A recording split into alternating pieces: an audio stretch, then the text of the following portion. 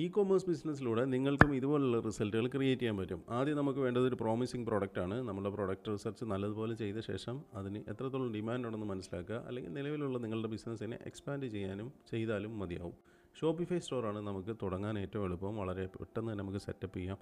അതുപോലെ തന്നെ നമുക്ക് 3 months വരെ അതിൽ കുറഞ്ഞൊരു എമൗണ്ടിൽ നമുക്ക് ഉപയോഗിക്കാനും സാധിക്കും. നെക്സ്റ്റ് നമ്മുടെ പ്രൊഡക്റ്റ് പേജ് ഒപ്റ്റിമൈസേഷനാണ്. പ്രൊഡക്റ്റ് പേജിൽ കൊടുക്കുന്ന ഡേറ്റാസ് എല്ലാം നമ്മൾ നല്ലതുപോലെ കീവേഡ് റിസർച്ച് ചെയ്ത ശേഷം കൊടുക്കുക.